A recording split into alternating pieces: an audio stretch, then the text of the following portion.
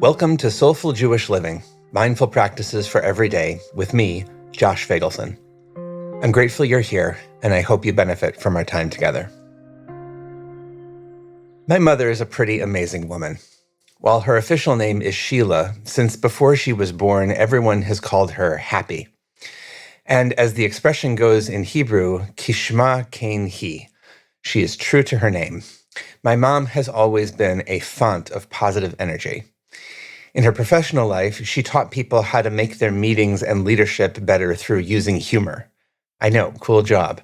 And for me, well, she's always been an enormous source of encouragement and inspiration.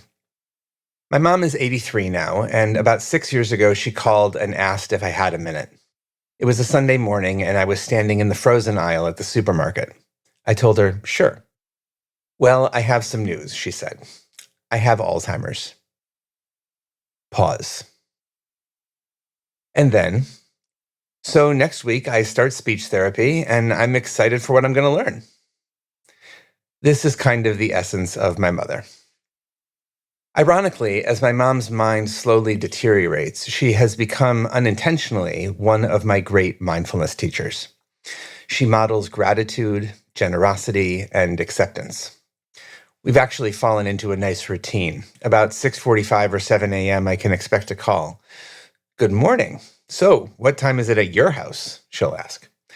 And then just about every day, she'll say, I just feel so fortunate. I have this beautiful view out my room. Side note, I don't think anyone else would say it's particularly beautiful, but it doesn't matter.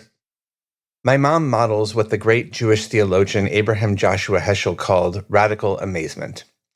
He wrote, quote, "Our goal should be to get up in the morning and look at the world in a way that takes nothing for granted. Everything is phenomenal. Everything is incredible. Never treat life casually. To be spiritual is to be amazed." I see this a lot these days with my mom. When we go to a concert or a movie or even just for a drive, I constantly hear her saying, wow, at things I totally take for granted. That building over there, wow. The sky up there, wow. The light coming in the window, amazing. My mom may be Heschel's best student. I think about this idea of radical amazement in connection with a particular moment in the Torah portion of Chaye Sarah.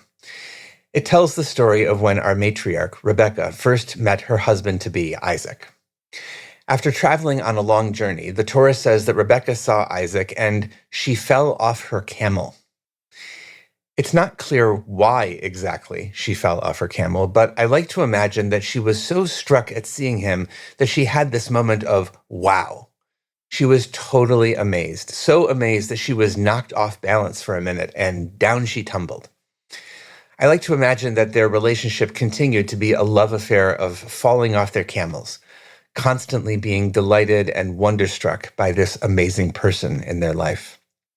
And as my mom and Heschel remind us, it's not just people that can amaze us, though we should let them amaze us most of all. We can find amazement and delight in the most ordinary things. A houseplant, a pancake, or the fact that we can take another breath. If we stop to consider them, these are extraordinary things. As we're recording this episode, we're in the 5th week of the war between Israel and Hamas. And I find that I'm tired from a lot of worrying. I continue to worry about the Israeli hostages and pray for their immediate and safe return home. I'm worried about the countless families who have lost loved ones and been displaced from their homes as a result of the war. I'm worried about anti-Semitism online and in the streets. I'm worried about what all this will mean for the future.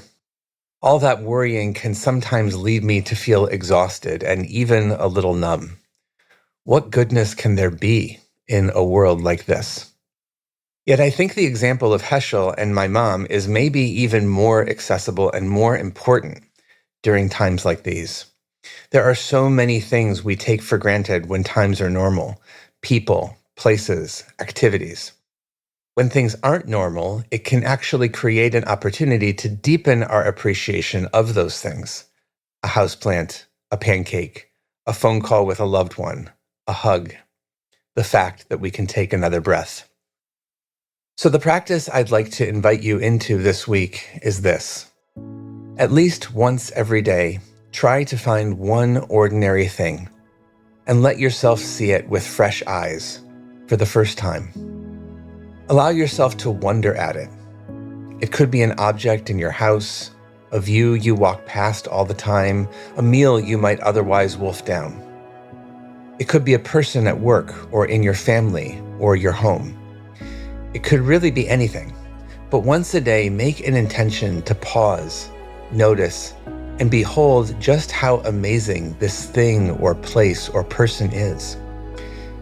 And just to be clear, do it appropriately. If it's a person, don't be creepy about it. And then allow yourself to express amazement. Wow. Oh my God. Amazing. And then allow yourself to express gratitude for this amazing thing in the world, which is full of amazing things. The rabbis of the Talmud taught that we should strive to recite at least 100 blessings a day. And the amazing thing is, we have so many opportunities to express gratitude, to offer a blessing, to sense radical amazement, well more than 100 a day. This week, see if you can behold one of those moments each day. See if it helps, and let me know how it goes. Drop me a line at josh@jewishunpacked.com. Blessings for the journey. Know that I'm on it with you.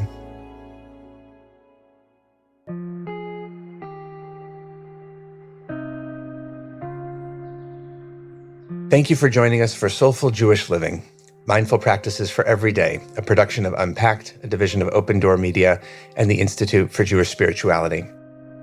This episode was sponsored by Jonathan and Corey Califer and the Somerset Patriots, the Bridgewater, New Jersey-based AA affiliate of the New York Yankees.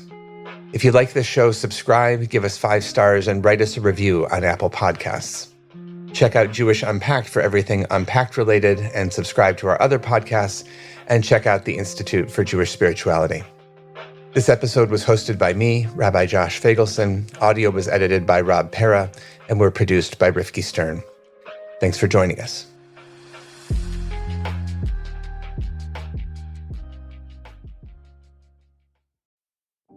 Hi, everyone. I know a lot of us are feeling overwhelmed these days, so I want to tell you about a fantastic opportunity at the Institute for Jewish Spirituality. It's our course called Awareness in Action, and it's all about applied mindfulness.